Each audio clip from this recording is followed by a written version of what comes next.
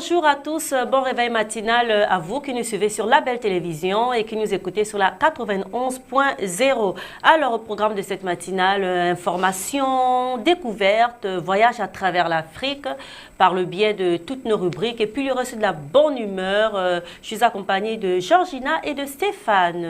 Stéphane, bonjour. Bonjour la famille, bonjour Georgina, ça fait plaisir de te revoir ce matin, ça fait tellement longtemps. Bonjour Mimi, j'espère que tout va bien. Oui, bien sûr. On est là sûr. comme chaque matin pour apporter beaucoup d'amour et d'humour à tous les téléspectateurs, les auditeurs qui nous écoutent et qui nous regardent.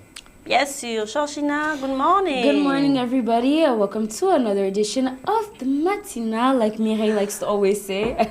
No, it's a pleasure being back on set. I know that it didn't take that long, Stefan? Not that long. No, it's very long. It's not as if it was an entire year. I'm still here for waiting for you. Non, mais ça va, Mireille, et toi, ça va? Oui, bien sûr, toujours, nous sommes là, on garde la maison. C'est ça, ok. T'étais en voyage avec ton dinosaure ou ton singe no. Ton dragon? No, actually, for the matinale, I'll only be welcome on set on Wednesdays and Fridays only. To, add a little bit of, pancakes, a little bit of syrup into the, voila. Et on va repréciser, tu l'as déjà dit, mais on va repréciser que désormais, retrouver Georgina le mercredi pour la thématique jeunesse éducation et le vendredi pour la mode, la beauté, l'art et la culture. Voilà, mercredi et vendredi, Georgina sera avec nous. Désormais, voilà, rien que le mercredi et le vendredi. Voilà. Mais ne vous inquiétez pas, lorsqu'elle est absente et nous manque, on va faire l'effort d'aller la ramasser où elle est, même si c'est le jeudi, même si c'est le lundi. Et tu l'as déjà précisé pour les téléspectateurs et auditeurs anglophones, tu l'as dit? Of course, yes. No, I'm only going to be here on Wednesdays and Fridays specifically. But don't bother, The days that I'll be here, I'm filled with a lot of humor, excitement. I'll obviously disturb them. C'est ça. That's my work, I have to disturb them, That's my job. I have to make you guys laugh every morning. That's so every Wednesday, every Friday, we will be disturbed. Of course, I will be disturbing you guys. Not disturb, but disturbing you guys. Ah, ok. Wow. We will see. Stéphane? Of course. Alors, la petite histoire du matin, Stéphane, en venant comme ça. Oh, pardon. Non, toujours les histoires de cœur brisé, comme ça, tout ça. Voilà, encore quoi. Ouais, tous les jours, mon cœur est comme une tasse, quoi. Lorsque ça tombe, ça se brise, quoi, à chaque fois. Mais ce qui est bien, c'est parce que ça se recolle aussi en même temps. Ouais, mais entre-temps, après, en fait, le café qui est dedans, tu l'as déjà... Non, pas forcément. Pas voilà. forcément. Ouais. Non, juste les problèmes de sécurité nationale, les problèmes que la réalité de la vie, tout ça, parfois me brise le cœur, mais c'est bon, quoi. On va pas aller rentrer dans les détails, mais franchement, voilà, quoi. Ouais, voilà. Alors, Georgina, comme ça, le petit matin, la petite histoire matinale. I'm sorry to say this, but I don't have any story this morning, I'm okay. Et Paulina, Paulina, le mouton... Paulina, non, faut plus qu'on parle d'elle, tu vois. C'est qui, Paulina? C'est triste. Ah, c'est vrai, tu n'étais pas là. Ah oui, c'est vrai, il n'était pas là. Tu ne connais pas l'histoire de Paulina? Non, et j'aimerais bien savoir l'histoire de Paulina. Une autre fois. Bon. Paulina, non, mais tu peux, vas-y. Paulina, c'est un mouton. D'accord. Que mon grand-père a beaucoup aimé. On est égorgé pour le carême, c'est ça? Non, en fait, tous les soirs, elle traversait la route pour partir voir son copain. Donc, tu vois, quoi. La grande route, en Zion. Ensuite, tous les matins, elle traverse la route parce qu'elle sait à l'heure que mon grand-père se réveille. Donc, elle se met déjà sur le terrasse. Quoi, ton grand-père, c'est son copain? Non. D'accord. C'est comme un chien avec, I don't know, his pet owner. Tu vois? Ok, I understand. Tu vois, donc, mais cette fois-ci, c'était le mouton avec mon grand-père. D'accord. Okay. Mais elle quittait la maison tous les soirs, elle traversait la grande route pour voir son copain de l'autre côté. Son copain mouton, quoi. Voilà. Maintenant, tous les matins, genre vers les 5 heures, elle traversait la route pour rentrer à la maison pour que le temps que mon grand-père sort, il trouve Paulina à la terrasse. tu vois. Maintenant, un jour, comme ça, elle était en train de traverser, il y avait quelqu'un qui filait trop, tu vois, rapidement, et Pauline était, tu vois, quoi. Oh, c'est triste tout ça. Et mon grand-père, elle n'était pas 100% morte, tu vois. Elle faisait...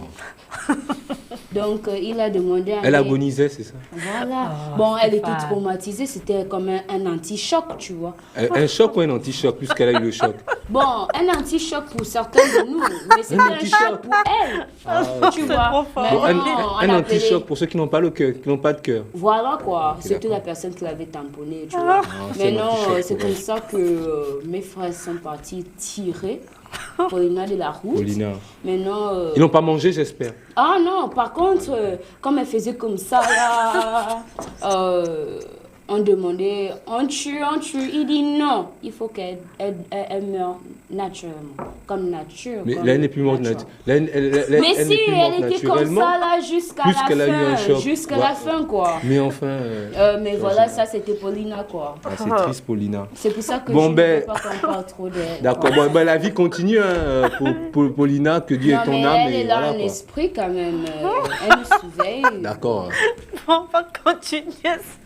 Georgina, on va continuer, vas-y. On dit que... Avec le proverbe On du dit jour. que l'histoire là. Mais Mimi, tu n'as pas de cœur, Mimi. Là, hein. Tu as vu, elle est anti-choc comme Ça, tu as c'est dit. l'anti-choc, hein. Je t'assure. Elle est en train de rire. C'est Non, c'est non, un mais truc enfin, que- Georgina, quand même, tu t'entends parler. À peine la matinale commence, on est déjà dans. Mimi a déjà pris son envol. Wow. D'accord, on va y aller avec le proverbe, Georgina. Okay, so let us see what the proverb has for us today. Let's take a look. Educate a man, you educate an individual, but if you educate a woman, you educate a nation. Ah! If you educate a man, you educate an individual. If you educate a woman, you educate a nation. And that's very true. Well, I'll let you try and, you know. Translate. First No, in French. yes, you can translate in French if you want. Ok. Si tu éduques un homme, bon, un mâle si tu veux, hein, tu éduques tu éduques de façon individuelle. Mais si tu éduques une femme, tu éduques une nation.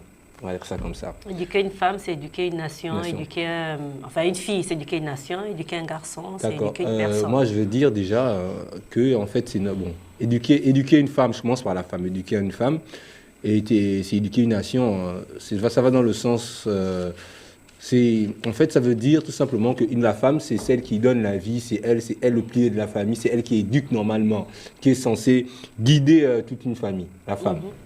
Donc, si une femme est éduquée, elle va avoir cette facilité de transmettre cette éducation facilement aux enfants et à la génération qui vient en plus. Mais l'homme, nous autres, voilà quoi. Lorsqu'on nous sommes éduqués, forcément, ça n'a pas une connotation forcément d'ensemble. Tu vois, ça peut être une connotation d'ensemble. On peut être éduqué pour individuellement, personnellement, pour son propre bien, quoi, son propre bien-être. Mireille? Oui, alors la femme, elle donne la vie. En Afrique, dans l'Afrique traditionnelle, les petits garçons, les petites filles ne sont pas éduqués de la même manière. Les petits garçons sont auprès des hommes pour tout ce qui concerne les problèmes de la société, de guerre. Les femmes, les petites filles, elles sont auprès des mamans, des grands-mères, des tantes pour apprendre à gérer comme ça à la maison. Ce sont elles qui restent au village lorsque les hommes vont à la guerre. Donc, éduquer une petite fille, c'est éduquer une nation dans le sens où elle va prendre conscience que sa maison repose sur elle. Elle doit entretenir sa maison, il faut qu'elle fasse à manger pour son époux, pour son mari, pour ses enfants qui vont rentrer de l'école et pour qui rentrent du travail. Donc, c'est vraiment une tâche quand même assez globale. Et comme les enfants sont d'abord avec elle lorsqu'ils sont bébés, pour moi, c'est vraiment ça, quoi, éduquer la nation, parce que déjà dès le départ, elle a autour d'elle une nation qui est sa famille. Ouais. Éduquer un homme, c'est de dire à l'homme, bon, il faut que tu défendes ta famille, il faut que tu défendes tes enfants, il faut que tu sois fort, il faut que tu ailles travailler pour amener quelque chose, pour amener du bois pour le feu. En fait, de manière générale, c'est pour dire que les méthodes d'éducation ne sont pas pareilles. On va dire ça comme ça. Et éduquer une femme, c'est On vraiment... n'éduque pas une femme comme un homme. Éduquer une voilà. nation. As for me, educating a woman, they always say in terms of family that us women we always, even if you get married, that means marrying another man, marrying a man in your life, you're leaving your family to go to his family. But the thing is that she always comes back to her family. You understand? But they say that men, when you give birth to a boy, when he'll grow up, he'll have his own family, but he won't really turn back to his own. Yes, it's true, it's you true. Understand? So that's how I kind of see this proverb. Basically. I didn't saw that like this, but it's true. It's true. Yes, So that's why they say that a woman, giving birth to a woman is a nation. Oui. Because she takes care of her family and her husband's family. You understand? But a man, The man, you have once to go. he leaves his family, Yes, you have to he's go going to. a different You have father. to go to join a woman. That's why they say that a man is an The individual. girl stay to the family. Yes, it's true, it's true. Toujours. I love it. Ok, ben on continue. On a rendez-vous avec les 12 signes du zodiaque, Georgina. Bien sûr, bien sûr, bien sûr. Donc Stéphane, il faut... Ah, mais bien sûr, alors on va penser tous à Pauline qui s'est fait tamponner. Paulina. À Paulina qui s'est fait tamponner, mais bon, justement dans le signe francophone du zodiaque, il n'y a pas le signe mouton, mais bon, allons-y avec l'horoscope, quoi.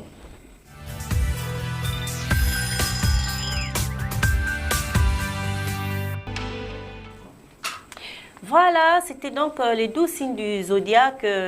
On espère que, pour vous, les astres ont été, même si ce n'est pas le cas, on a coutume de dire sur ce plateau, Stéphane.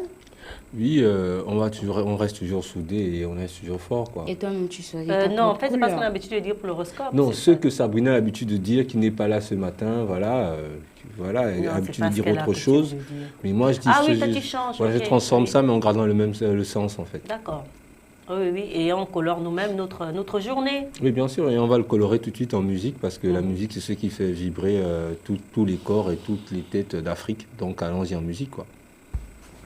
Alors, la Stéphio. Alors, on était avec du Juillet Avril Productions, justement, qui met en valeur les jeunes artistes africains, comme on a vu ce jeune qui parle un peu de la sagesse, qui parle un peu de sa population, de sa réalité. Voilà, quoi. En Afrique de l'Ouest, c'est souvent important comme ça de donner la parole aux jeunes pour raconter un peu leur vécu, ce qu'ils vivent en ce moment, ce qu'ils pensent de la société, ce qu'ils pensent de leur tradition, ce qu'ils pensent de leur être même.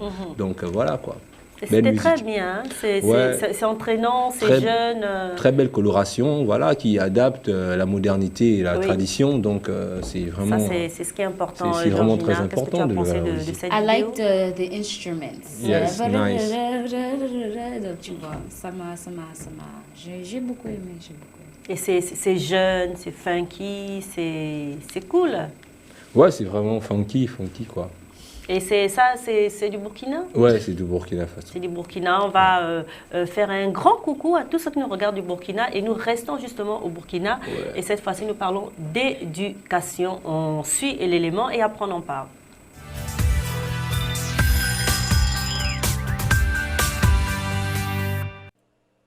En Afrique, la majorité des bacheliers poursuivent des études supérieures après l'obtention de leur baccalauréat, le diplôme étant le meilleur moyen pour acquérir un emploi bien rémunéré. Dans certains pays d'Afrique, le système LMD, valable depuis les années 90, a été mis en vigueur pour l'obtention des différents diplômes d'études. Il s'agit d'un procédé de formation avec une architecture en 3 grades, licence, master, doctorat. Cette organisation permet d'accroître la mobilité des étudiants, la mobilité entre disciplines et entre formations professionnelles et générales. Pour Lassina Biafogo, la réalité est autre. Étudiant depuis 7 années à l'université de Ouaga 1 au Burkina Faso, il n'a aucun diplôme à son actif. À 30 ans, il est inscrit en faculté de sciences de la vie et de la terre en année de licence. Comme d'autres étudiants, il attend les examens de fin de cycle auxquels il n'espère pas vraiment de réussite, tant l'attente jusqu'à ce jour est longue. Selon lui, le système LMD a entraîné des difficultés de régularisation des flux des étudiants. Les promotions se mélangent, le nombre d'étudiants augmente, compliquant ainsi le suivi des programmes, notation et distribution des résultats. Mais Lassina Biafogo n'est pas un cas isolé. Plusieurs étudiants se retrouvent dans le même cas. Les années ont fini par se confondre avec les semestres et vice-versa. En 2013, l'atelier de recadrage et d'harmonisation de la mise en œuvre du système LMD dans les universités et les institutions d'enseignement supérieur public du Burkina Faso a mis en lumière l'insuffisance et l'inadaptation des infrastructures, le manque d'enseignants en nombre, la forte dépendance des enseignants vis-à-vis de l'extérieur, ainsi que la gestion difficile des évaluations et des notes. Pendant ce temps, Lassina Biafogo accumule les années d'études infructueuses et continue de payer les frais d'études. Loin de sa ville natale, il doit répondre aux besoins liés à sa vie estudiantine pour une durée plus longue que prévu. Il déplore notamment les frais d'inscription qui malheureusement ne sont pas déduits de cette perte de temps. Certains parents continuent de soutenir financièrement leur enfant en espérant qu'un jour, ils obtiendront au moins un diplôme.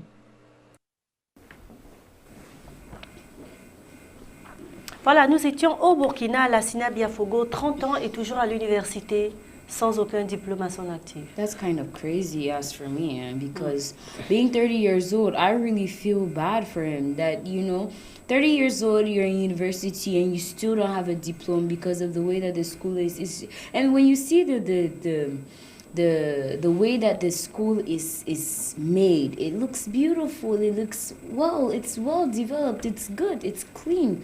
Then when you ask yourself that somebody is 30 years old and he's still in university and doesn't have a diploma, ça c'est pas les choses que l'on veut aujourd'hui, quoi. Moi je pense qu'en fait, je me dis, est-ce que c'est c'est leur système éducatif qui est compliqué au point où il se retrouve à 30 à l'université. Et il n'est pas le seul dans ce cas de figure. Ouais. Et on va dire que c'est... Moi, déjà, j'encourage parce que c'est une forme de lutte pour moi. Il ne baisse pas les bras, même si c'est vrai que ça se bloque à un certain niveau. Mais lui, il est là, il a foi, il continue. Bon, maintenant, est-ce que le système LMD est vraiment un système adapté qui s'adapte à leur fonctionnement? Je ne sais pas trop. Mais ce que je dis, c'est qu'en fait, il faudrait...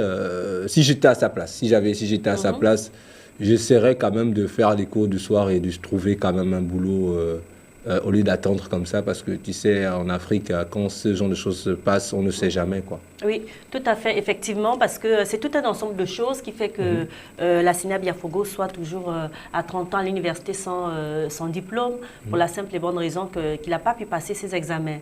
Et lui, si la licence, il attend, par exemple, 4 ou 5 ans pour la passer, ceux qui viennent après lui vont attendre beaucoup plus longtemps. Et voilà. Oui, ça va créer une saturation dans le système scolaire. Et pendant ce temps, il paye les frais d'études. Les frais d'études. Alors, imagine lorsque vous avez des parents qui vous envoient comme ça de l'argent, ils se sont dit, ils ont planifié en se disant, pendant 2-3 ans, il va faire ceci, il aura tel diplôme. Ensuite, il va faire 2 ou 3 ans, il aura tel diplôme. Et ils se rendent compte que la période de 2 ans ou de 3 ans qui avait été prévue se trouve rallongée de 2 ans. Ça fait 5 ans, par exemple.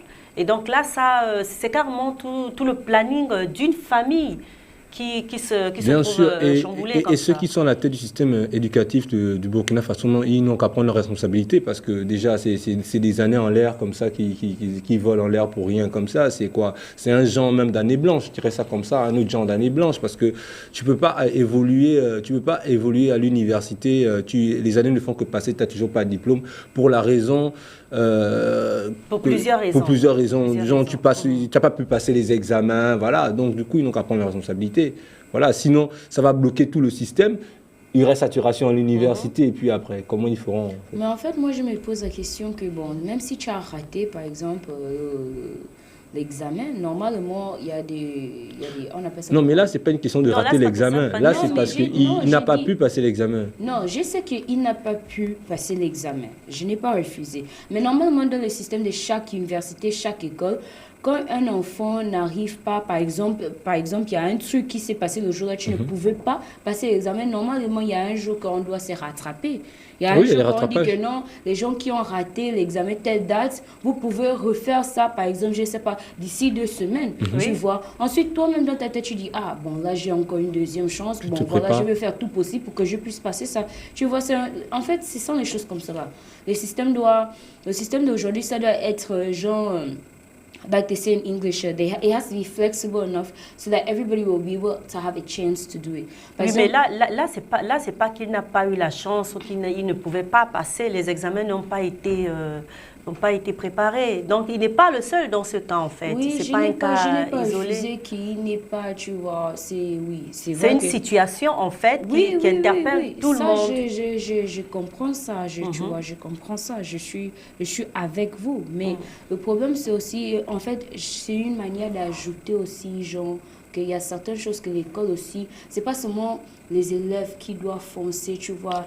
Non, je comprends Georgina. Georgina essaie de dire qu'en fait, elle propose une solution en fait, en disant que s'ils n'ont pas pu passer les examens à cette période-là, ils peuvent anticiper, exemple 2 semaines après, pour essayer d'alléger. Mais si ça ne se fait pas, c'est ce qui bloque tout le système éducatif à l'université et c'est pas normal. Donc les responsables de l'éducation, ils n'ont qu'à prendre leurs responsabilités parce que sinon on tourne à perte. Ça bloque à tous les niveaux. Et surtout, et comme je dis, surtout lorsque vous venez d'une autre ville, et vous êtes à la capitale pour vos études. C'est chaud parce qu'après, tu as 30 ans. Comme disent les jeunes, là, ça devient chaud, quoi. Oui, ça devient vraiment chaud. L'âge au Rwanda, c'est ça? Oui. Là, après, il va au Rwanda. Vraiment, tu Rwanda, parce que même, c'est partout comme ça. Souvent, les gens quittent les zones, les villages, des zones d'autres villes pour venir à la capitale quand ils ont le bac pour venir à l'université. Maintenant, après, si ça se passe mal, après, en ville, tu connais personne.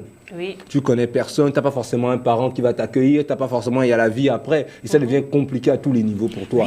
Et ton mental, en fait, ça te casse le mental, et après même les études, franchement, au lieu de combattre avec les bouquins, tu combats maintenant le social, tu combats le quotidien, donc du coup ça devient très très chaud. Et puis on sait que sur le continent, beaucoup de jeunes s'accrochent au diplôme, il faut que j'ai un diplôme, il faut que j'ai un diplôme, il faut que j'ai un diplôme. Oui, moi je comprends, hein, parce qu'on fait partie de cette... Ça dépend de ce qu'on fait. Bien sûr, c'est ce que je dis, ça dépend, parce que nous on fait partie de ce système-là, on nous a trop... Le diplôme chez nous ça a été un complexe, c'est-à-dire que si tu n'as pas de diplôme, c'est que tu n'es rien, voilà quoi, je comprends, machin, mais après... L'Afrique aujourd'hui, l'Afrique se veut développer à tous les niveaux. Ça veut dire que tu peux apporter quelque chose au continent, même si tu n'as pas les diplômes, tu peux apporter avec ton expertise, ta façon de faire, ton être, tu vois un peu. Bien sûr. Donc du coup, maintenant après, s'attacher pour avoir un diplôme comme ça et le temps ne fait que passer, entre-temps, tu as quelque chose d'autre à proposer.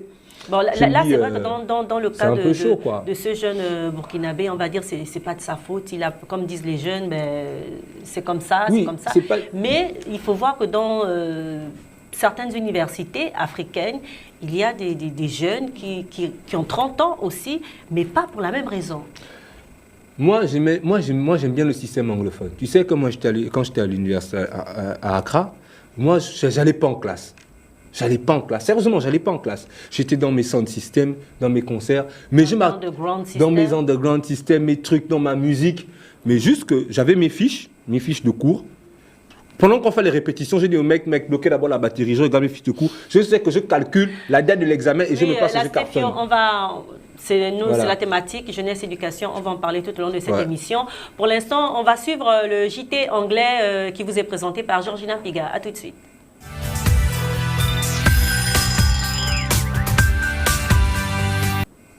Voilà, nous sommes de retour chez vous, toujours pour cette matinale, et bienvenue à ceux qui viennent de nous rejoindre à l'instant. On continue là, Stéphio? Oui, bien sûr, on va continuer avec plaisir. C'est vrai que j'étais vraiment très content de voir l'ambassade d'Afrique du Sud représenter leur culture à travers la fête des cultures. C'est très important de faire vibrer. Et par rapport à la Sabibi, et Sabrina, en fait, je sais que vous l'en voulez un peu parce qu'elle elle est partie à Paris pour aller regarder le concert du secteur A. Voilà, parce que je parlais beaucoup de secteur A, Doc Gynéco, Misto. Voilà. Non seulement des images, mais elle va me ramener l'autographe de Misto, que j'aime bien, et Doc Gynéco. C'est étrange que tu dis qu'elle est en Paris, parce qu'elle m'a appelé, à Paris, non? Mais elle m'a appelé ce matin pour me dire qu'elle était au Ghana, parce qu'elle aime tellement Non, elle a fait un tour au Ghana. Elle devait faire un tour au Ghana. Elle adore le Rwanda. En fait, non, elle devait faire un tour au Ghana. Non, elle m'a appelé. Mais je t'explique un truc, parce que la Sabibi... du Ghana, Stéphane. Je t'explique un truc. Sabrina devait partir au Ghana, aller parler de trucs de la conférence, je sais pas, sur l'eau, un truc comme ça, en ce moment qui se passe avec les présidents, tout ça. C'est elle qui a été retenue.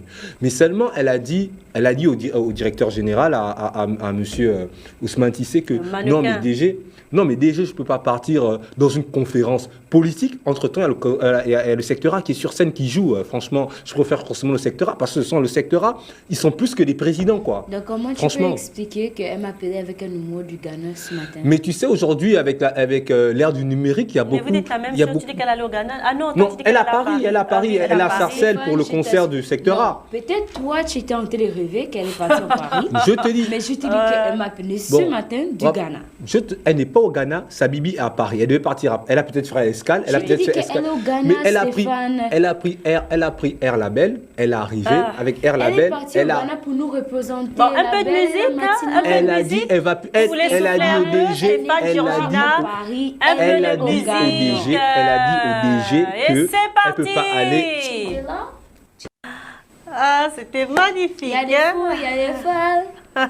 Dans la prostitution, faut pas perdre la raison. Voilà, passe, passe, passe le temps. C'est ça, Il non, faut faire passe la le Il temps. faut pas perdre la raison.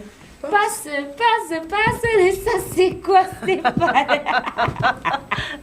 Comment tu peux danser comme Qui ça? danse comme ça? C'est toi qui danse comme ça? Dédicace à mon ami Miam Grégory qui nous regarde depuis OIM. Lui, il danse que comme ça. Ah bon? Ouais. C'est comme ça qu'il passe son temps. Passe. Et toi aussi, tu as pris la botte là, Ouais. quoi. Donc, quand tu vois une C'est jolie... esthétique. Donc, quand tu vois une jolie meuf et... Oh, y a pas que ça dans la vie, Georgina. Mais je demande, c'est vrai, Non, parce que... il n'y a pas que les meufs dans la vie, Parce que tu te Georgina. rappelles Non, quand on avait un Georgina, autre tu peux pas me prendre Zumba, comme ça. c'est rumba. Oui. Voilà, Zumba, tu dansais, tu vois, les dreadlocks en l'air avec les pieds. Ouais, j'aime bien quand tu Maintenant, fais ça tu comme me ça. montres un nouveau bal. Moi, je savais pas. Hein. Ouais. Ouais, c'est comme ça. Hein. Tu sais, Georgina, je suis tombé amoureux d'une autre fille. Hormis-toi, quoi. Mais attends, un jour, je te fais, demain, non. Vendredi, je te fais la surprise. Donc, tu as été de me dire que ton cœur est divisé, c'est ça? C'est pas divisé, c'est-à-dire que en fait, on dit souvent qu'un homme ne peut pas avoir deux cœurs, ne peut pas aimer deux personnes en même temps. Et pourtant, c'est vrai, je suis la preuve. Si un jour on vous demande est-ce que c'est possible que d'aimer deux personnes en même temps, vous dites, prenez le cas de Stéphane. J'aime deux personnes en même temps. Mais vraiment, tu as des problèmes. Hein. C'est humain, hein, tu Il sais. faut qu'on part au tribunal. Hein, toi. Si j'ai un problème, c'est que c'est le bon Dieu qui m'a créé ainsi. Ça veut dire que peut-être lui il a un problème, mais je pense pas qu'il en a un. Donc du coup, Enfin, Stéphane. ce que je dis, je pense pas qu'il en a un. Donc ça veut dire que aimer deux personnes en même Ça veut temps, dire que je c'est peux possible. aussi aimer quelqu'un Non, d'autre, c'est pas toi, possible. c'est ça. On a dit une femme, C'est humain. on dit l'éducation d'une femme, Non, c'est tu viens appeler dire que c'est humain, a ça un veut dire impact que sur la je peux nation. Donc aimer du coup, c'est quelqu'un pas la d'autre. même chose. Stéphane, mais non. Bon, tu Mimi, peux pas Mimi, faire on ça. continue. ça, Mimi. vous faites ça, c'est un dialogue de bande dessinée. Et justement, on va parler de bande dessinée. Georgina, tu connais les mangas? Les mangas, oui. Non, je connais seulement Tintin au Qu'est-ce que Congo. Hein? Je connais Tintin au Congo. It's how they call this thing. It's a cartoon No. that I used to watch when I was growing Non. up. Japonese cartoon. Yeah. Excuse-moi, Mimi, excuse-moi. Oui. Quand même, ceux qui font les bandes dessinées ne sont pas sérieux. hein. Tu as regardé les Belges, ils avaient dessiné Tintin au Congo. Ils dessinent genre un noir avec les lèvres rouges, les balais lèvres rouges, les lèvres Bon, rouges. je rappelle. Tintin au Congo, est-ce que c'est top? Non, les gars sont ils sont trop hype quand même. Non, mais c'est bien. Non, on va venir- non, prochainement, il faut qu'on parle quand même de ce dessin-là qui a quand même mis les noirs quand même en haut, avec les noirs, avec les balaises lèvres. Tintin au Ouais, il a Congo. vraiment des lèvres épaisses comme ça et rouges. Il y a certains enfants, il y a certaines femmes qui aiment quand il a les... Non, mais Tintin lui-même, le blanc, il est bien Ouais, designé il a avec ça, son là. chien, Tu as- tranquille, tu as vu ça? avec sa coupe. On a pris le temps de Non, bien je sais, dessiner. je sais, mais... Ah, Mais les petits Congolais, là, moi je l'adore comme ça. hein, parce Ils que, ont vite fait, quoi. non, Tintin au Ils ont Congo, vite c'est fait. trop hype. Et justement, là, le manga qu'on va découvrir, on va voir comment l'auteur a pris le temps comme ça de bien dessiner cette Pas comme, reine, pas cette, comme Tintin au Congo, non. Non, C'est là, moi qui en ai fait, dessiné ça, c'est le Japon qui se focalise sur l'Afrique à travers une grande femme qui a existé. Et on suit ensemble et on en parle.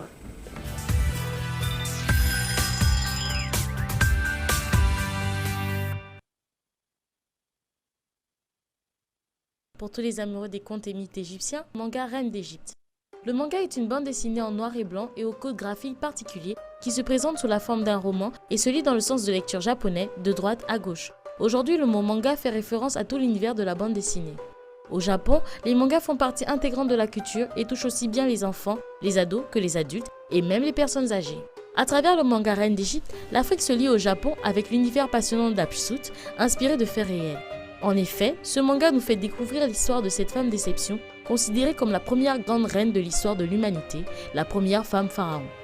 Dans le manga Reine d'Égypte, on peut noter le rôle précurseur qu'a eu cette reine en son époque. Nous prenons vite conscience de la difficulté que l'héroïne a à imposer sa vision très différente de celle de son mari, qui n'est autre que son demi-frère, et ses décisions uniquement parce qu'elle est une femme dans cet univers très patriarcal.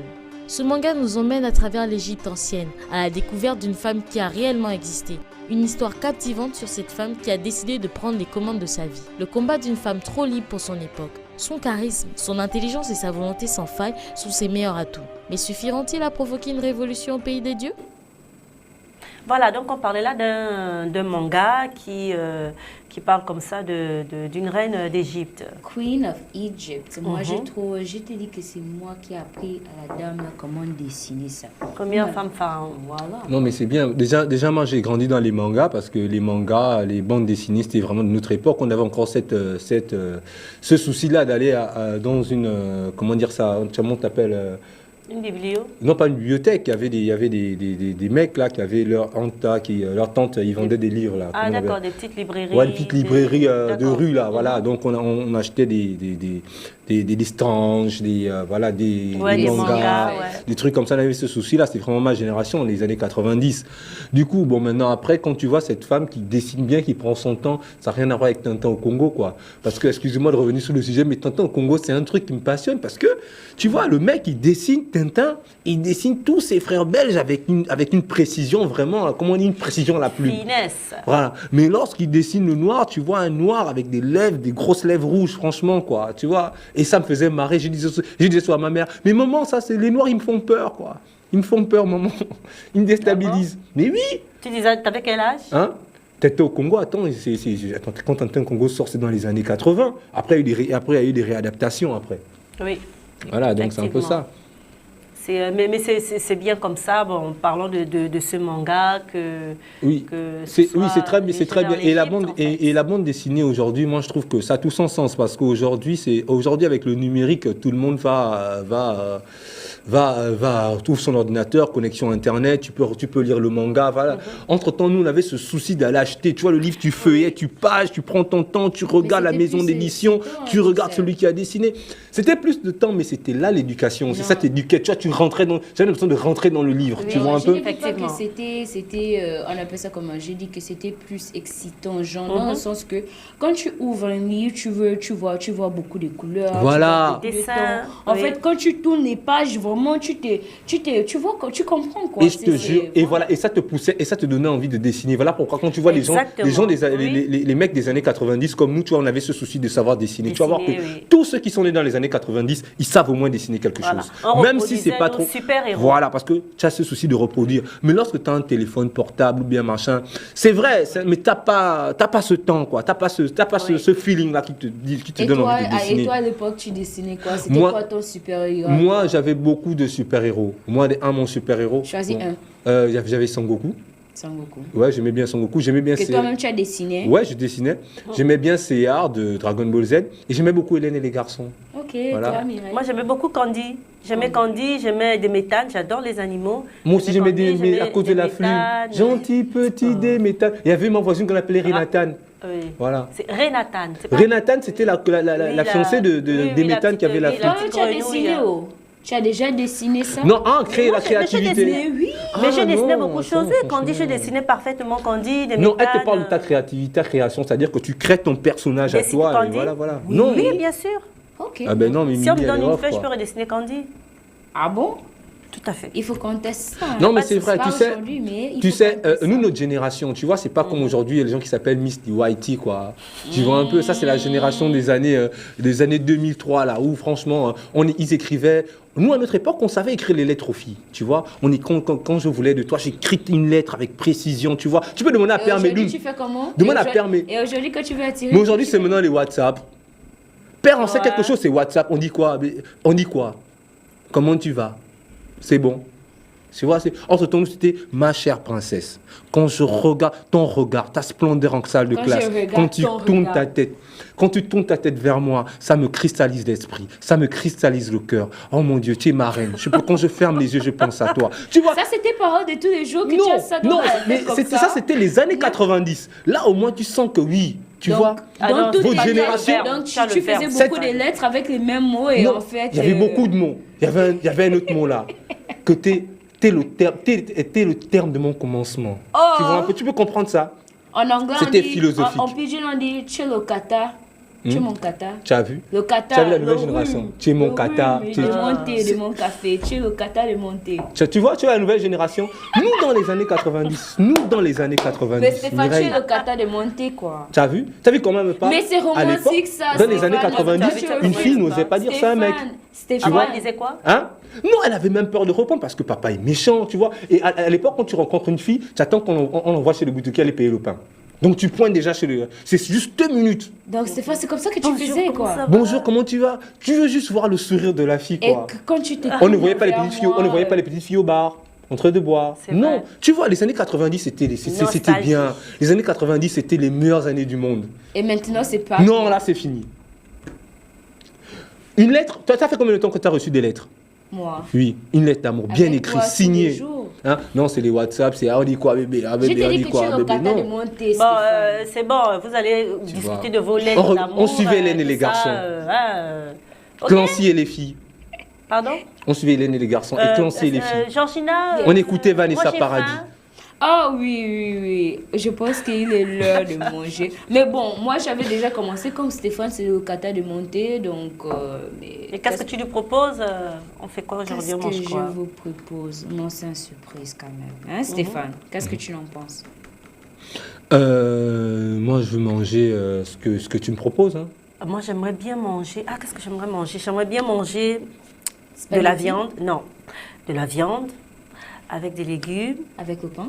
Non, avec du bon manioc, Avec le kata du de piment et avec un thé à la menthe à côté. Ouais, si tu me proposes ça, Georgina, je suis partante. Seigneur. Moi, dans ma tête, je pensais que tu devais dire du pamplemousse avec du piment, avec du Moi, par sel, contre, avec du moi, je sais ce citron, que je veux avec du manger. manioc. Et puis, je sais que je ne veux pas manger ça seul. Je veux proposer ça à Nadine Ochobogo tout de suite pour qu'on va manger après l'émission. Qu'est-ce que c'est? C'est quelque chose de naturel, tu vois. C'est quelque chose qui existe. Ça a 3 connotations. Il y a le fruit, il y a la fonction, et il y a celle qu'on adore quand la lumière est tamisée. C'est tout simplement ça. Et tu as proposé ça à qui? À Nadine, à Nadine Ochobogo, parce que Nadine, elle aime... Stéphane, Parce que quand non, même. Nadine, elle est bio, elle mange tout ce qui est nature. On va Ah dire ça oui, comme c'est ça. vrai. Elle ne bouffe Oui, pas, oui, ça, elle ne d'accord, bouffe pas les oui. nailles comme ça, comme Moi, je ne Georgina bouffe pas ou les nailles, je suis Mimi. désolée. Elle Moi, ne je bouffe bouffe pas. pas. Moi, je C'est vraiment bouffe- un exemple. moi, je bouffe C'est vraiment beaucoup un de exemple. C'est vraiment un exemple de gastronomie, de nutrition. On va dire ça comme Oui. ça. Voilà. Donc, il faut suivre son exemple. Hein. Elle mange bio et parce qu'elle s'occupe beaucoup de tout ce qui est naturel. Voilà. Donc, il faut prendre la nouvelle. Je sais pas la nouvelle génération. Et ça encore, c'est les années 90. Dans les années 90, nous on mangeait bio. C'est faux. C'est Moi, vrai. Bon, moi, je mange du pamplemousse et c'est bio. Hmm? Je mange aussi la pomme, Ça. c'est bio. Je mange aussi l'avocat, c'est aussi bio, Tu vois, ça. les années 2000, là, vous mangez plus rien. Nous, dans les années 90, on mangeait bio. Moi, je mange follow, c'est bio. Faites comme si j'étais pas là. Non, mais allez-y, Mais vas-y, il faut continue. pas Tu qu'il disais dise que tu que- vas offrir ça à Nadine. Oui, à Nadine, parce que Nadine a beaucoup vécu dans les années 90. C'est un monument des années 90. Les années 90, c'était où le monde avait... Tu sais, les années 90, Bon, tu en vois, 90, c'était la tu vois, conférence nationale Non, au non, Gabon. laisse-le parler de ces là, années je 90. je suis pas d'accord. Non, Georgina, laisse, on va... Vas-y, Stéphane. Les années 90. Parce que sinon, on va pas avancer. Vas-y. Les années 90, c'était la conférence nationale au Gabon. Les années 90, c'était V2A4 au Gabon. D'accord. Les années 90, c'est Siaposi X. Les années 90, c'est Positive Black Soul. D'accord. Les années 90, c'est le secteur A, c'est le ministère Yo, amer, les yo. années 90. La fin des années 90, c'est la victoire de l'équipe des Noirs qui ont joué pour l'équipe de France au football. j'ai une question. D'accord. Les Question, années question, 90, question. c'est Laisse-le- l'amour. laisse-le finir. Les années 90, c'est Hélène et les garçons. Les années Oh. 90, c'est tout ce qu'il y avait de mieux pour l'Afrique, quoi. Maintenant, on est rentré dans les Viens, années on va se 2000, relaxer. On se relaxe. où il n'y a plus de sécurité, On se relaxe, Georgina. où les Vas-y, enfants Stéphane. ne savent plus, les enfants n'étudient plus, ne font plus du par cœur, où les enfants, calcul mental, c'est carrément quasiment nul. Stéphane. Laisse-le finir. Vas-y. Les années 90, c'est les années des bouquins. C'est pas speech hein, que tu es en train de délivrer Non, vas-y, laisse-le faire. à tout le monde. Il va, quoi. Georgine, attends qu'il Les finisse années pas, 90, on ne parlait voilà. plus. Les années 90, les années 90, on ne parlait plus de socialisme. En Afrique, les années 90, on ne parlait plus de socialisme, on ne parlait pas du capitalisme, on parlait maintenant de l'Afrique libre, les années 90. Et moi, j'ai vécu ces années-là et je suis fier de vivre ces années. C'était l'amour. On ne voyait pas les mères élever leurs enfants seuls dans les années 90. Il y avait papa, il y avait maman, il y avait les enfants dans les années 90. Donc aujourd'hui, il n'y a pas papa, il n'y a pas maman, aujourd'hui, on les compte. On les compte aujourd'hui. Reste sur l'avocat dans tes années 90. Dans les années 90, on respectait l'avocat. Pourquoi? Parce que l'avocat, je disais, c'est 3 fonctions. Il y a le métier, donc c'est-à-dire celui qui défend les coupables, les innocents. Il y a celle qu'on aimait, qu'on appelait mon avocat quand la lumière est tamisée, et il y avait le fruit que j'ai dans mes mains. C'était ça les années 90. Aujourd'hui, vous ne respectez même plus l'avocat. Hein, Mimi? Ah, Mimi, elle, c'est les années 80. Elle n'a pas eu la chance de vivre des années 90. Elle, c'est encore la génération d'avant où c'était encore plus grave. C'était même grave, quoi. C'est nous, la génération 90, qui avons amené les choses aujourd'hui, qui avons construit même l'Afrique. C'est les années 90 qui a construit l'Afrique. Tu vois un peu? Les années 90, au début des années 90, Mandela sort de prison. Tu te rends compte? Les années 90 en Afrique, c'était vraiment quoi? C'était vraiment hype, quoi. Bon, on n'est pas dans la nostalgie, on continue. Mimi, qu'est-ce que tu as à nous proposer? Parce que sinon, voilà, quoi, on va déborder. Tu as fini? Ouais, j'ai terminé. C'était bien les années 90. Non, je vois que tu es jalouse. Stéphane. Ça faisait vraiment dormir. Les années 90? Ton histoire, it's as if you're giving a speech, as if you're the president. Ah, c'était étouffant, ça. Les années 90, c'était le véritable amour. Attends. Aujourd'hui, le thème de ce jour, c'est éducation jeunesse. Tu n'es pas de votre l'époque là, hein? Des années 90. C'est pas jeunesse, Stéphane. Georgina, Stéphane, dans les années 90, il y avait quand même le JT. On est d'accord? Le vrai journal. Le vrai journal de qu'aujourd'hui, le JT en français, tout en image. On revient après.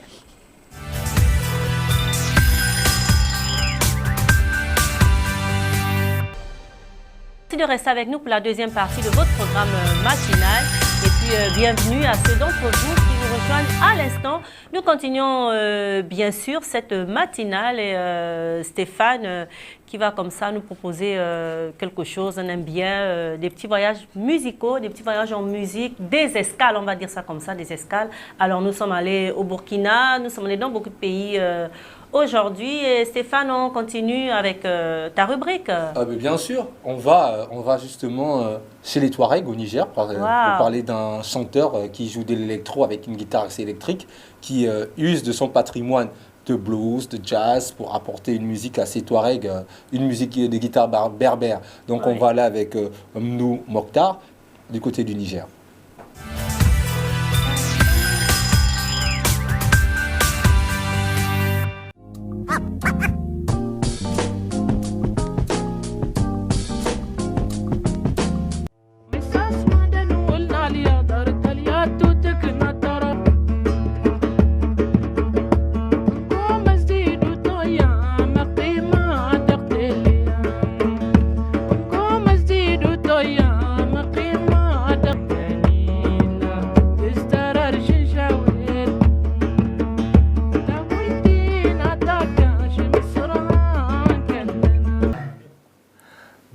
Afro Blues qui nous vient du Touareg avec Mdou Mokhtar, un musicien qui nous vient du Niger, qui est né en 1986, c'est un auteur-compositeur, musicien Touareg, basé à Agadez.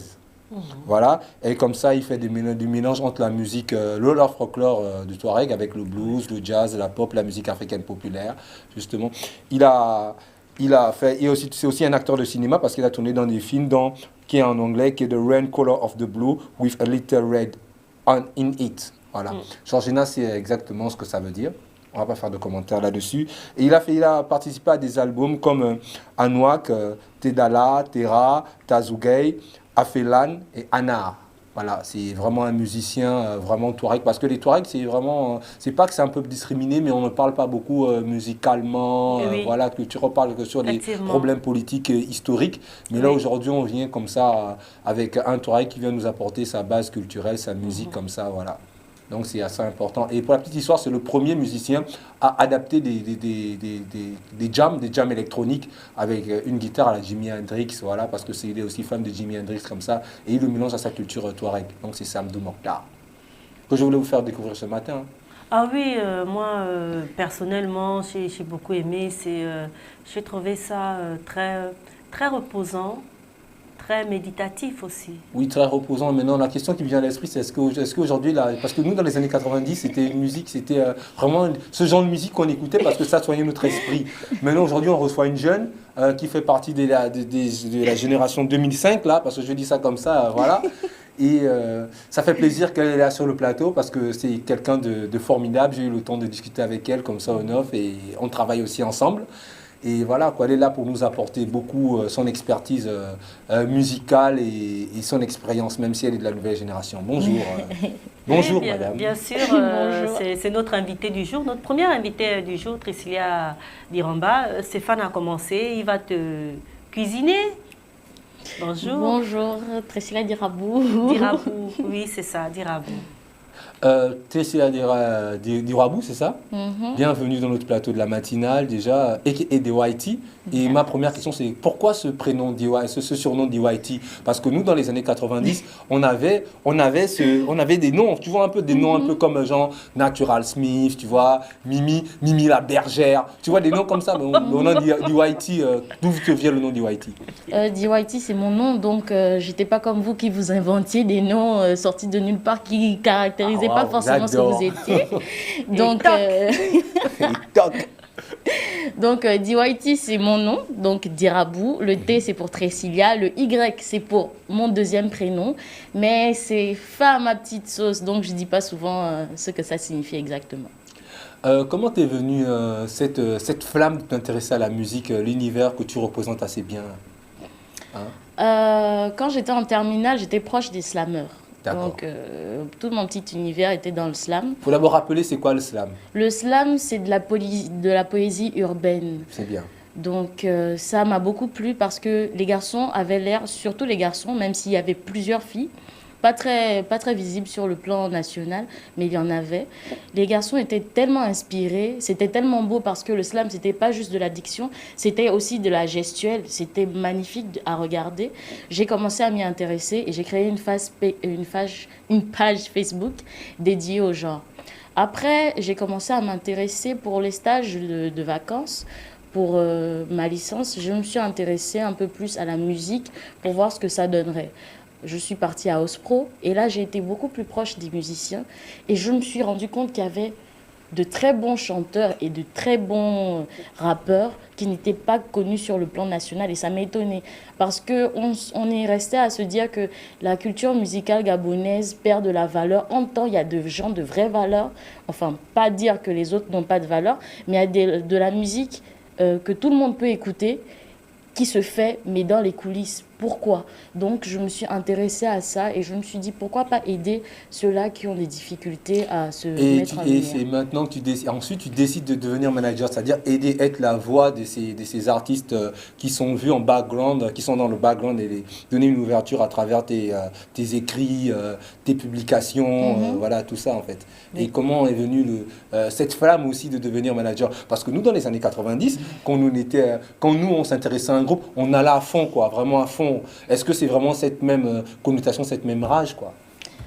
J'ai des amis. J'ai commencé avec Maximum 3000 Flots, qui était assez compliqué avec qui travailler. C'est quelqu'un de très bien, quelqu'un de très gentil. C'est un artiste, il faut juste préciser. C'est pas un artiste, c'est quelqu'un qui a envie juste de libérer des textes et montrer ce qu'il est capable de faire, mais il s'est pas mis dans la musique. Comme quoi, il veut qu'on l'entende, mais pas être vu sur scène. Donc c'était ce qui était compliqué avec lui, mais il m'a intéressée justement parce qu'il avait ce flow-là. Et je me suis dit, bon, pourquoi pas l'aider? Donc, je me suis dit, la première chose que j'ai commencé à faire, c'est vérifier s'il y avait des études à faire spécifiques pour être manager. Et je me suis rendu compte qu'au Gabon, non. Donc, il fallait aller au feeling. Donc, j'ai commencé avec Tris, que j'ai rencontré quand j'étais sur Ospro, par le biais de Giscard XVI, qui m'envoie chez son manager. Giscard Giscard 16, parce que tout le monde ne connaît pas. Giscard 16, c'est un beatmaker, celui qui fait les sons comment il s'appelle, de Jirio parfois. C'est la génération. On va dire que ça, c'est la génération 2005-2000, là, parce que nous, on est un peu les années 90, donc du coup, c'est vrai, les meilleures années du monde. Les beatmakers sont de 2000, effectivement. Pardon? On a Psycho, on a Freeds, on a Giscard 16, on a O Nino. Donc oui, effectivement, 2000 emmène de très bons beatmakers. Je suis heureuse parce que finalement, vraiment, il y a quelqu'un qui a pris... S'il te plaît, Georgina, tu n'as pas la...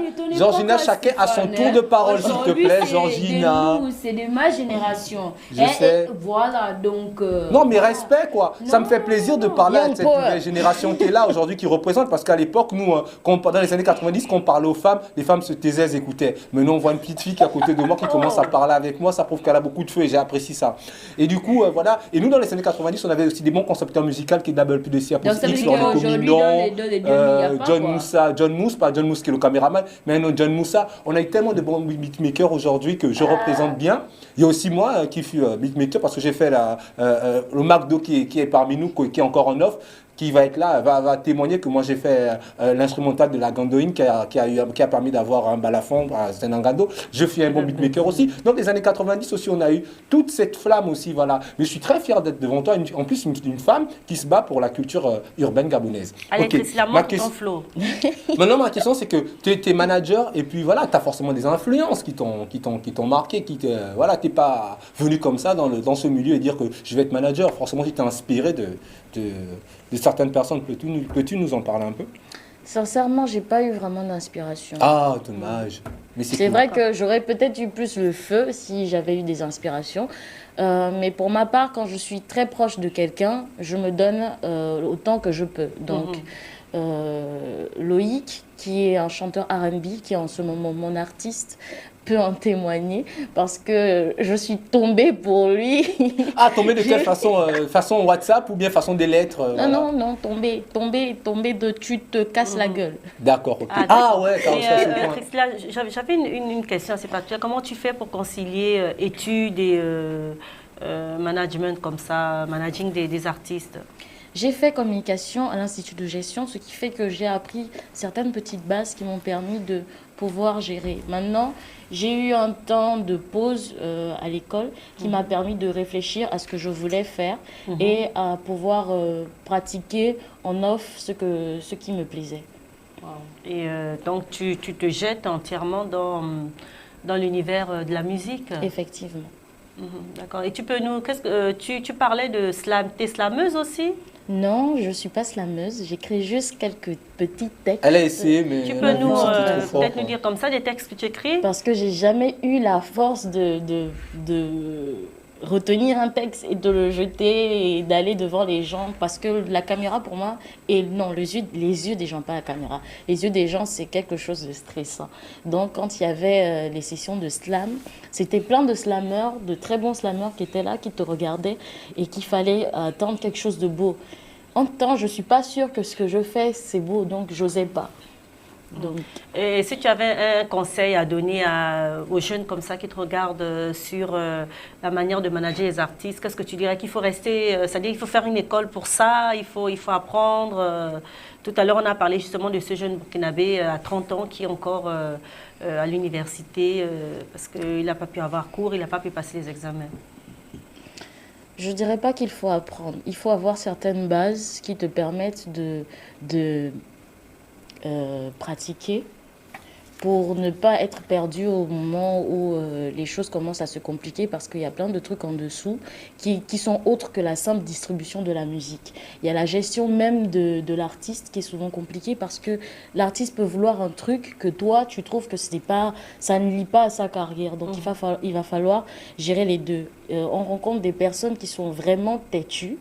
Et il va falloir vraiment essayer de... C'est pour ça que les études, c'est bien, Donc, c'est basique. Comme ça, tu sais que 1 plus 1 égale à 2, c'est comme ça que ça va donner. Mais comme tu es sur le terrain, c'est pas forcément ça.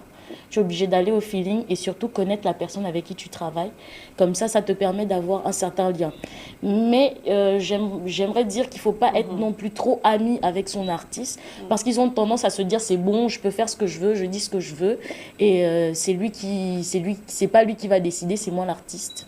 C'est compliqué. Mais par contre, vous savez, enfin, tu as participé à... moi, j'appelle ça un challenge, l'art oratoire féminin qui s'est déroulé ici dans la capitale gabonaise. Tu peux nous dire quelque chose sur cette petite expérience? Sur cette grande expérience, parce que je suppose que ça a été une grande expérience. Je me suis levée le matin, on m'a dit il y a un concours d'art oratoire. J'ai dit je vais pas le faire. Pourquoi? Parce que j'ai pas envie que les gens me jugent. Si j'arrive pas à slammer, c'est pas aller expliquer ce que je pense qui va être intéressant. Et puis j'ai raté le créneau parce que j'ai stressé, mais tellement stressé que j'ai calé. Non, j'ai pas calé. J'ai essayé de démarrer une voiture qui n'avait pas calé du tout. Et l'examinateur me dit, mais pourquoi tu démarres? Ça n'a pas calé. Donc je me suis dit, à un moment donné, il faut essayer de gérer le stress. Va à la compétition. Ça peut essayer de te redonner un peu plus d'engouement. Oui, d'engouement. Voilà, de pêche. Donc quand je passe les présélections, je me dis, il y a de bonnes filles ici, il y a trop de talent. Donc, on va essayer au moins de faire partie des repêchés, des 3 réservistes. Et à ma grande surprise, je fais partie des 12 finalistes. Je dis, mais qu'est-ce que j'ai raconté qui a fait que je me retrouve dans les finalistes? Donc, quand on arrive à la finale, il y a 3 semaines, je crois, non, 2 semaines qui s'écoulent. Et les 2 petites semaines-là, on fait en sorte que les 12 filles, sinon les 15, donc les réservistes, les finalistes et les 2 petites qui sont venues pour leur concours, ainsi que celles qui se sont dit, on a perdu, c'est pas grave, mais on reste quand même dans l'organisation, voir ce qui se passe. Il y a eu une certaine cohésion entre nous qui a fait que ça ressemble à un bloc familial plutôt qu'à des concurrentes. C'est pour ça qu'en final, je me suis dit, elles ont des choses à dire, elles ont des choses à dire, elles ont des choses à dire. J'ai pas besoin d'en dire plus, donc voilà. J'ai préféré faire un hommage aux filles. Alors, tu peux juste nous raconter ce que tu as raconté pendant cet art oratoire? On ne va pas te juger. J'ai dit, une femme audacieuse, c'est quoi? C'est une femme qui va aller dire à son mari « I ain't cooking all day, I ain't your mama ». Ou bien c'est elle qui va dire « Bon, ok, on va prendre le blanc, le noir, le rouge, on met dans la machine, allez, on fait tourner ». Parce que l'audace, c'est bien, une femme audacieuse, c'est bien du courage et de la folie. Mais c'est peut-être pas ça. Donc, on va aller réfléchir un peu plus loin. C'est quoi une femme audacieuse? C'est Fallon Ndambo, qui est archiviste à Urban FM.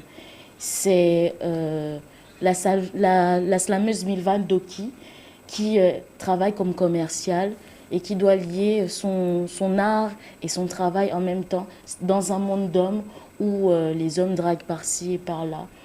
Et c'est Madame Florence Titi qui est une femme qui est passée, qui était en France, qui est devenue manager, qui a accueilli des artistes venant d'Afrique en France, alors que ce n'était pas quelque chose qu'on voyait souvent. C'est quelqu'un qui était choriste, qui a fait le tour du monde avec des artistes. Et elle s'est dit, j'ai envie de les aider un peu plus et je vais faire ça.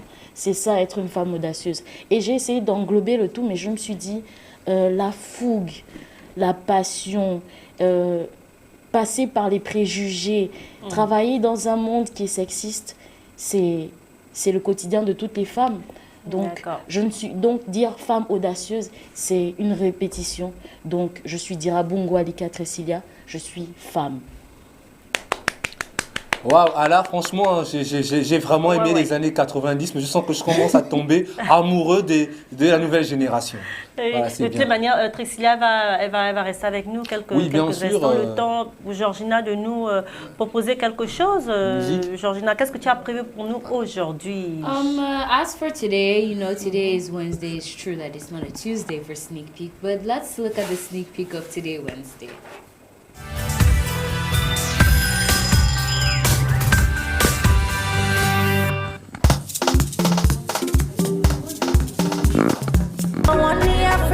bad girl and the sad boy, you know how we do.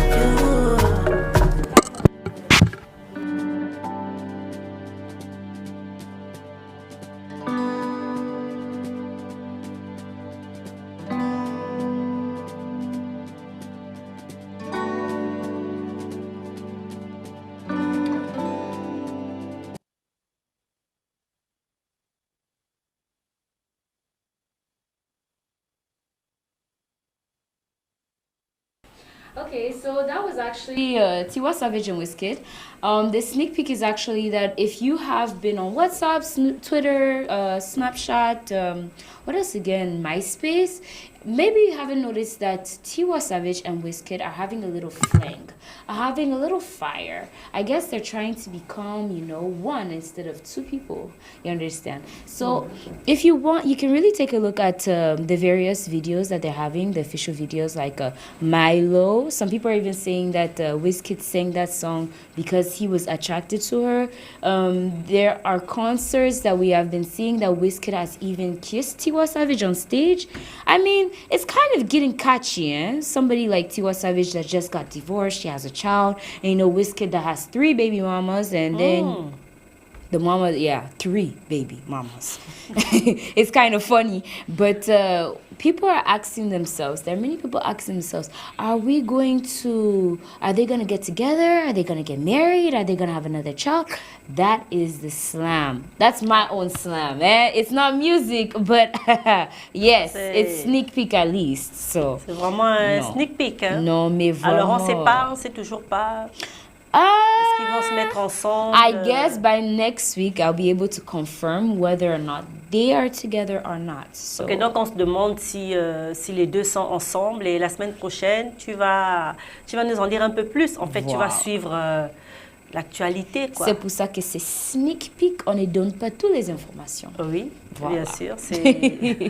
C'était comme ça le petit Congo-ça de Georgina entre... c'était Tiwa Savage et... Wizkid.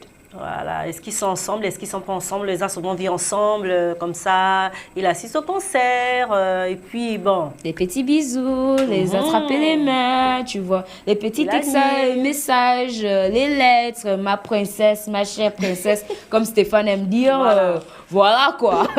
Là, ce sont les années 2000, voilà. 2018.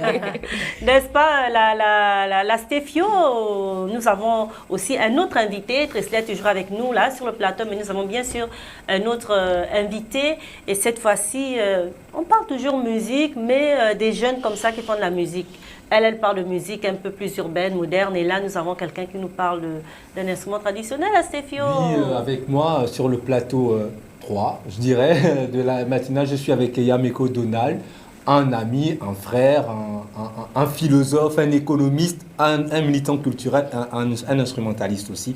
Bonjour Yameko Donald. Bonjour, monsieur. Alias le Macpi qui la pop. Qui la pop. Yes. Comme tu connais. Ouais. Déjà, tu peux te présenter, moi je te connais, mais tu peux te présenter au public. Donc, je m'appelle Donald Yameko là. Je suis gabonais de région du G9, Wellington. Donc, je suis comme ça un instrumentaliste, un étudiant, un chercheur, comme tu connais. Ouais, d'accord. D'accord, et Yameko Donald, tu peux nous présenter ton instrument, parce que c'est vraiment ce qui nous intéresse, on est vraiment pris par ça. Oui, c'est le balafon. Le balafon, c'est un instrument de musique de la famille des islophones, d'origine grecque. Islophone, c'est des instruments faits à base de bois et qui produisent un son harmonieux. Donc, la spécificité, c'est le balafon du Gabon, qui est fabriqué, comme vous voyez, à bois. Le bois de couleur rougeâtre, c'est le padouk d'Afrique. Le padouk d'Afrique? Le padouk d'Afrique, d'accord. Tout à fait.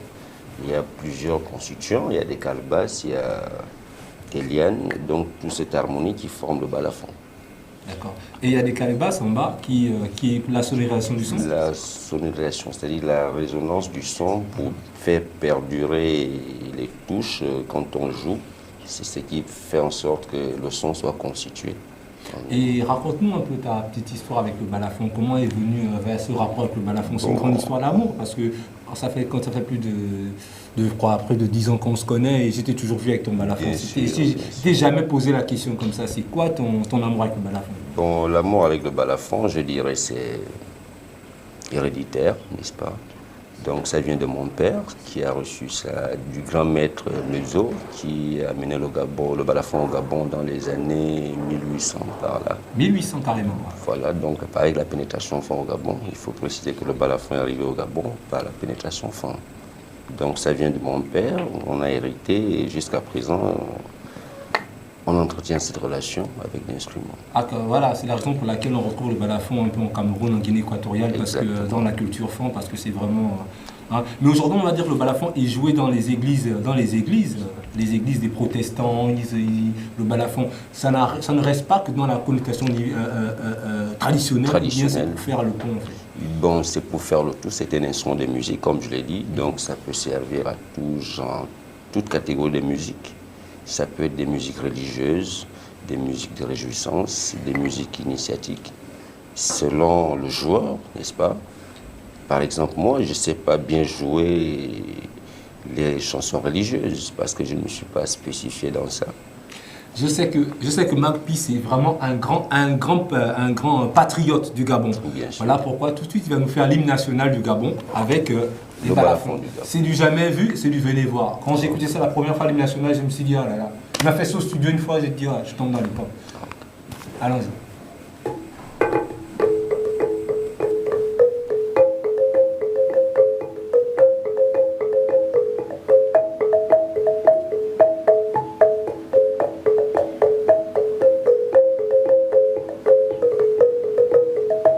Tu peux chanter Miss Dioretti.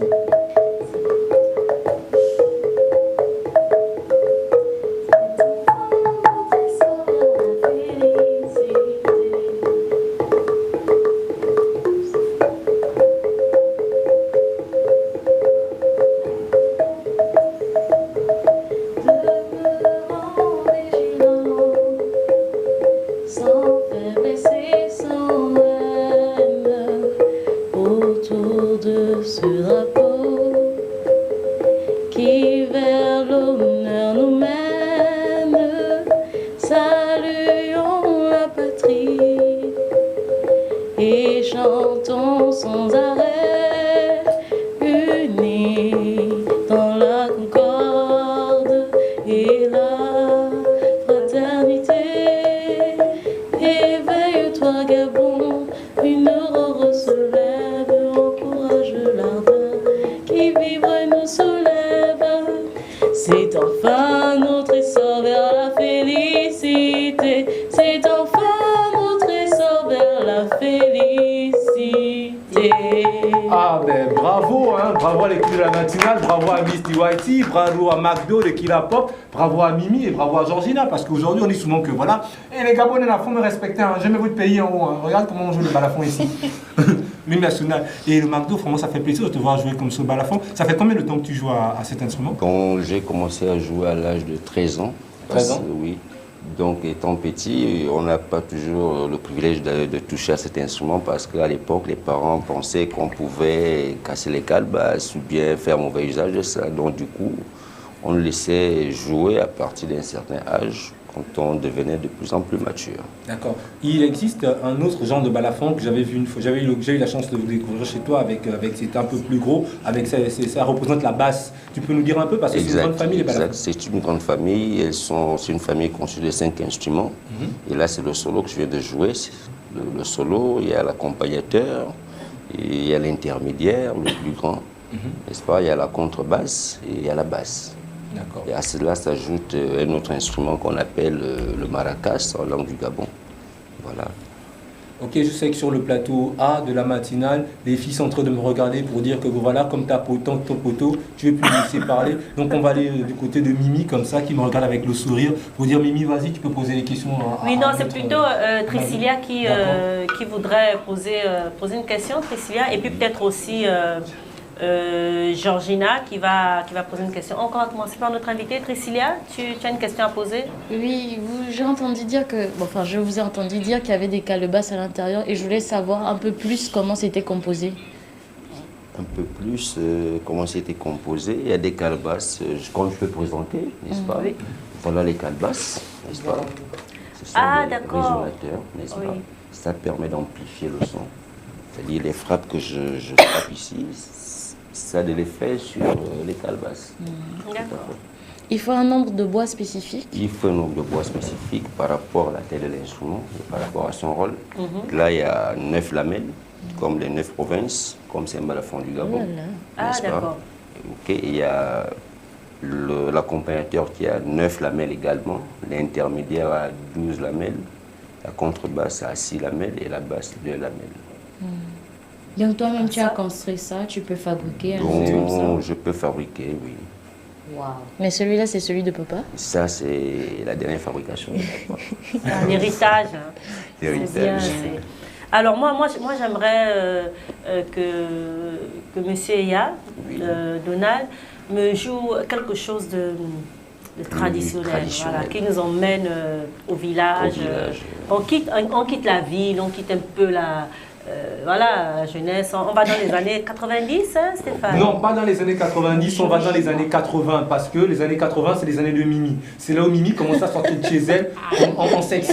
Et Mimi et Marine, qui était la tutrice de Mimi, n'aimaient pas quand Mimi sort. Donc on disait, Mimi arrête. Donc Mimi, on va aller dans les années 80 Mimi pour la jouer quelque bergère, chose quoi. de traditionnel. Mimi la bergère, voilà. Donc voilà, on écoute Mimi. Georgina nous vole notre Le Mac va t'interpréter un son traditionnel. Ok, bon, je vais interpréter le chant phare, n'est-ce pas, du balafon qu'on appelle un kamba. Un kamba. Un kamba, Enfant, tout ça à veut fait. dire? Enfant signifie un kamba, c'est toujours ce qui est en fait en avant, quoi. Ce qui est en C'est ça. avant, comme moi par exemple. Exactement. Non, mais lui, il est toujours en arrière. Ah, Paulina, oh, ça c'est pour toi.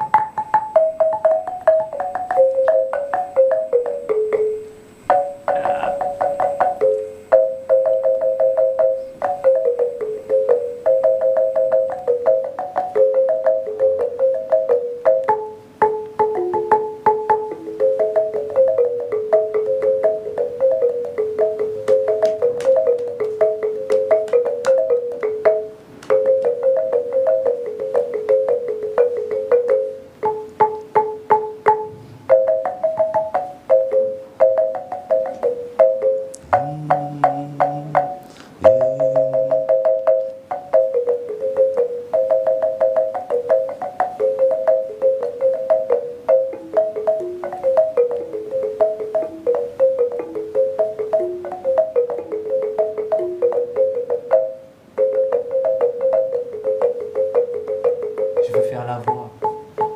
On peut voir Bill émerveillé dans ce studio. On peut voir John Mousse émerveillé dans ce studio. Nous pouvons voir l'enthousiasme de Georgina. Oh yeah.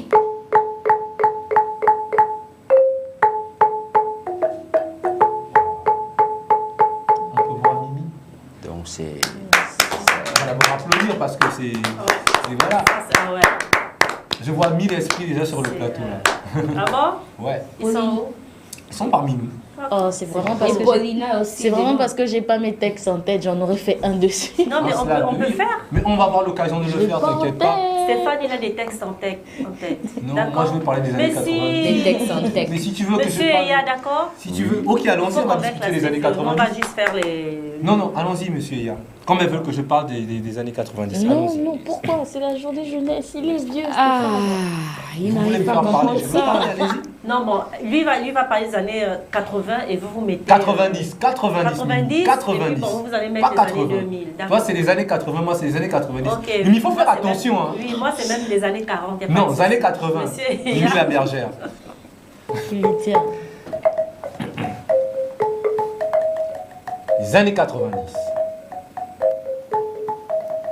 Les années 90, à Libreville au Gabon, c'est la conférence nationale.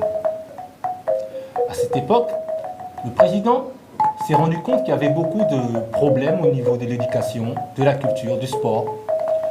Il a mis un nombre de choses au point afin que le Gabon soit plus fluide et soit plus prospère. Les années 90, on regarde de l'autre côté de l'Atlantique, excusez-moi, ça fait partie du texte. En 1989, c'est la destruction du mur de Berlin, ce qui impacte les années 90 parce qu'on reçoit un nouvel ère. C'est l'ère de hip-hop, c'est l'ère de la modernité. Les années 90, précisément 95, En France, c'est le président Chirac qui vient au pouvoir. Les Africains se disent, waouh, on va aller en France, on va avoir une belle vie. Mais non, malheureusement, on est dans la même tristesse. Les années 90, en Afrique, du côté du Rwanda, se passe quelque chose de tragique. C'est le génocide rwandais. Après, comme Dieu aime bien notre continent, ça s'est réglé. Les années 90, c'est la Coupe du Monde. Les années 90. C'est là où on voit l'Afrique. On voit Roger Mila. Voilà. Qui met son but. Les années 90, c'est Siaposi X. Au Gabon, s'assiste à un nouveau phénomène qu'on appelle le hip-hop. On voit des jeunes gars tout enragés qui parlent de la situation réelle de la société. Les années 90, c'est Positive Black Soul du côté de Dakar. On voit l'animal de Gotti et Awali, son compagnon de guerre, qui luttent pour l'Afrique, pour les jeunes Africains. Les années 90, c'est Père Medoun. Parce qu'il y a une transformation. Avant, on tournait avec des caméras H8 et aujourd'hui, on tourne avec des caméras en XD CAN. Donc c'est aussi Père Medoun les années 90. Les années 90, c'est Africa numéro 1. L'Afrique, on écoute une nouvelle Afrique avec des variations, ce genre de choses. Et pour ne pas être long, les années 90, c'est moi, c'est Natural, un beau mec aussi clair avec des dreadlocks qui séduit toutes les filles. Magdo peut dire quelque chose. C'est ça les années 90. Les années 90, c'est Georgina qui va dire quelque chose. Elle n'était pas encore née, mais les années 2000, c'est Georgina qui va dire quelque chose. Allez Georgina, vas-y, on est dans le flow. The year 2000 is a point in time that we lost a great person by the name of Nelson Mandela. The year 2000, Africa was able to make it to the World Cup with Mohamed Salah from Egypt. The year 2000, Africa is becoming a better Africa out of the dark into the light because of my generation. Wow. On va maintenant dans les années 80. Okay. The year 2000, Label TV functioned. The year 2000, the days are becoming brighter. It's true that my generation is in a haste, but we're getting to a better future. The year 2000, we're becoming more digital. Innovation is uptaking, it's rising. The year 2000, Africa is a great place because my generation is making a better tomorrow. The year 2000, Stefan, you're becoming a little crazy with this your older epoch. And the year 2000, my generation and my generation's generation will continue to be the head of tomorrow. Ok, maintenant nous allons dans les années 80 avec Mimi. On veut vivre les années 80 de Mimi. Les années 80, c'est tout simplement la transmission des savoirs. Les années 80, il y avait la valeur. Les années 80, c'est la réception des vibrations positives de l'Afrique. Les années 80, l'Afrique pensait, l'Afrique rêvait. Dans les années 80, tous les jeunes rêvaient d'une Afrique où ils n'auraient pas besoin de traverser la Méditerranée. Malheureusement, les années 80, comme tu le dis si bien, nous pensions pour vous. Dans les années 80, Stéphane, je te donnais le bain. J'étais ta grande sœur. Quand on partait, je te faisais à manger. Je t'ai même donné le bibi. Aïe! Dans les années 80. Bon, d'accord, c'est Mimi. D'accord, on va se dire au revoir, comme bientôt on va toucher le temps de notre émission. Dans les années 2000, 2005, il fut l'apparition de Diweti qui veut nous dire quelque chose aujourd'hui. Vas-y. Les années 2000, c'est l'héritage des années 80 et des années 90. Jeune l'année 2000 qui n'a pas encore la force de parler pour elle-même et de dire certaines choses. Mais année 2000 qui est la réalisation des rêves des pères. Année 2000 qui est la vision de Martin Luther King qui se réalise en ayant un homme noir à la tête du monde. Métis. Mais sinon, la peau métisse n'est-elle pas avant tout une peau noire? Non. Mulâtre. Les années 2000, c'est la vision qui s'élargit, l'acceptation du monde enfin. C'est de dire oui à ce qu'on disait non. C'est de dire peut-être à ce qu'on disait non. C'est de dire un jour. Ça s'est réalisé. Les années 2000, c'est une femme qui sait qu'elle a de la valeur, une femme qui sait finalement qu'elle a de la beauté. Les années 2000, c'est de la poésie qui est enfin révélée. C'était Miss D. White. D'accord. Ben, Mimi, on va dire d'abord merci au McDo. On va continuer en musique, histoire de se dire au revoir. Et moi, je dirais tout simplement, les années 70, les années 80, les années 90, les années 2000, c'est les années d'amour. Parce que nous sommes là, on représente toutes ces générations. Et c'est vraiment la diversité en couleurs, en musique. Et pour moi, pour ma part, on se retrouve demain pour parler de culture, de mode, de justice. On parle de ça tout le temps. Et remercier mon ami, le McDonald, mon frère qui est là, qui nous a suivis tout le long de cette émission, la deuxième partie en musique. Donc Mimi, je te redonne la parole. Il y a McDonald, justement, on va vous permettre comme ça de dire un mot en musique à l'Afrique qui vous regarde, qui vous écoute. Oui, moi je suis des années 80. C'est l'année de transmission des savoirs, transmission de connaissances. On a grandi dans ça. Et on garde toujours la culture africaine, jamais déracinée. On épouse la modernité. On reste toujours optimiste pour une Afrique qui gagne. Priscilla, tu dis au revoir. Alors merci de m'avoir invité aujourd'hui et j'espère que le message qui a été transmis sur ce plateau a été bien réceptionné par tout le monde. Africa has changed. We're getting there. One day we'll be the Africa that everybody wishes it to be. And the us ourselves, we wish it to be. So see you guys on Friday. Nous ne vous laisserons pas seuls. Teresa de Castro est de l'autre côté de la vitre sur la 91.0. Elle est toujours là. Teresa, ça va? Voilà, donc vous allez la voir, Teresa. Nous avons été vraiment très heureux de vous avoir avec nous dans cette belle musique, belle mélodie. Nous sommes dans la tradition, nous sommes en Afrique. La belle, c'est l'Afrique représentée.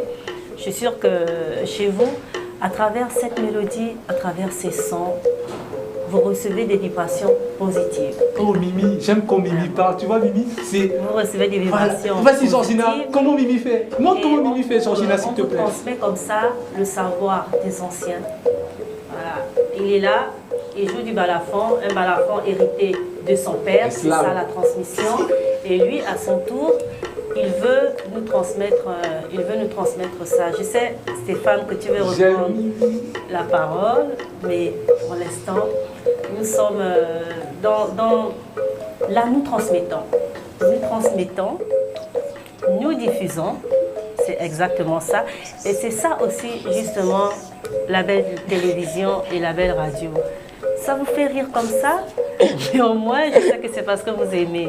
Rien qu'à vous regarder, c'est pas beau ce que vous écoutez. Toi, tu as les larmes aux yeux, en fait. Je suis quelqu'un de très émotive. Oui, et je sais. Et donc, c'est parce qu'en fait, cette musique... Oui, c'est tellement beau que j'en oublie même qu'il y a quelqu'un qui joue réellement. J'ai l'impression que la mélodie est juste dans l'air. Que la mélodie est dans l'air. Que la mélodie, en fait, circule. Et je suis même sûre que pour Teresa, qui est de l'autre côté, tu captes. Tu captes, voilà, super. Voilà. Donc nous sommes tous dans cette ambiance traditionnelle, jeunesse, mais cette jeunesse qui n'oublie pas la tradition, cette jeunesse qui garde le savoir transmis, qui garde la connaissance. Et c'est ça aussi l'Afrique. Vous êtes jeunes, l'Afrique compte sur vous, jeunes d'Afrique, l'Afrique compte sur vous. Mais pour que vous puissiez porter ce continent de mystère, cette terre des hommes braves, cette terre de nature, il faut garder ce qui suit, c'est-à-dire il faut garder vos traditions. On se retrouve demain, nous parlerons justice, nous parlerons droit. Restez en compagnie des programmes de la belle télévision.